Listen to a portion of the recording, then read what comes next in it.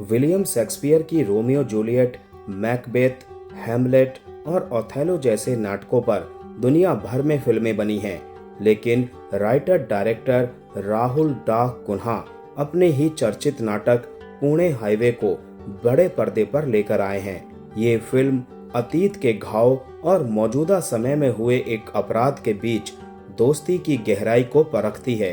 हालांकि कमजोर screen play के कारण ये मर्डर मिस्ट्री कुछ खास प्रभाव नहीं छोड़ पाती। कहानी चार दोस्तों खांडू उर्फ प्रमोद खंडेलवाल यानी अमित साध, विष्णु यानी जिम सर्ब, निक्की यानी अनुभव पाल, खांडू की बहन नताशा यानी मंजरी फडनिस और बाबू यानी हिमांशु बालपांडे की है।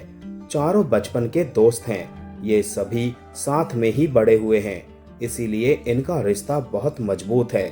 फिर भी जब बाबू पर जानलेवा हमला होता है तो बाकी तीनों दोस्त चुपचाप बस देखते रहते हैं, क्योंकि वो हमला ताकतवर नेता मानशेखर यानी शिशिर शर्मा ने करवाया होता है। यही नहीं, खांडू खुद मानशेखर के लिए ही काम करता है। इस वजह से विष्णु और खांडू में नैतिकता को लेकर बहस भी होती है, मगर उनकी दोस्ती बरकरार रहती है। ये दोस्ती तब भी नहीं टूटती जब विष्णु की वजह से खांडू की बहन नताशा का दिल टूट जाता है, मगर तभी मानशेखर की बेटी मोना यानी केतकी नारायण का मर्डर इन चारों की जिंदगी में उथल पुथल मचा देता है। मोना के मर्डर से इनका क्या कनेक्शन होता है, किसने किया है ये मर्डर, यही सब कुछ जानने के लिए दोस्तों आपको फिल्म देखनी पड़ेगी। फिल्म की कहानी ठीक ठाक है। वो एक क्राइम थ्रिलर का मजा देने के साथ किरदारों का मनोवैज्ञानिक पड़ताल करने की कोशिश करती है, मगर कमजोर स्क्रीन प्ले और साधारण एग्जीक्यूशन के कारण ये प्रभावित नहीं कर पाती। हालांकि मर्डर के कई सस्पेक्ट्स और उनकी बैक स्टोरी के जरिए चौंकाने वाले खुलासे डाले गए हैं, मगर स्क्रीन पर वो जिस तरह से आते हैं आपको झटका नहीं लगता। हाँ, निक्की का अपनी माँ से रिश्ता और उससे उसके दिमाग पर जो असर होता है वो हैरान करता है, मगर डायरेक्टर्स निक्की के व्यक्तित्व का ये पहलू भी अपनी सुविधानुसार बदलते रहते हैं। शुरू में वो नॉर्मल होता है, अचानक अजीब बर्ताव करने लगता है, फिर सामान्य हो जाता है। कहानी में कई सवाल अनसुलझे रह जाते हैं। विष्णु के अलावा बाकी किरदारों के बैकग्राउंड पर मेहनत नहीं की गई है। यहाँ तक कि खांडू और नताशा के परिवार का कोई जिक्र नहीं मिलता।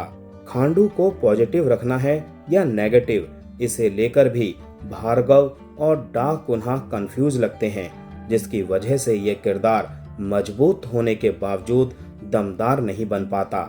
एक ताकतवर सत्ताधारी नेता की बेटी के जघन्य मर्डर की पड़ताल भी जितने आराम से होती है उस पर भी यकीन नहीं होता। कहानी का मजबूत पहलू ये है कि इसका सस्पेंस अंत तक बना रहता है। कातिल का अंदाजा आखिर तक नहीं लगता। अगर बात करें एक्टिंग की तो जिम सर्ब सबसे ज्यादा निखर कर दिखते हैं।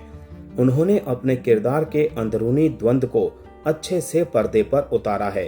अमित साध ने भी अपनी भूमिका ईमानदारी से निभाई है, लेकिन उनके किरदार में ही गहराई की कमी रह गई।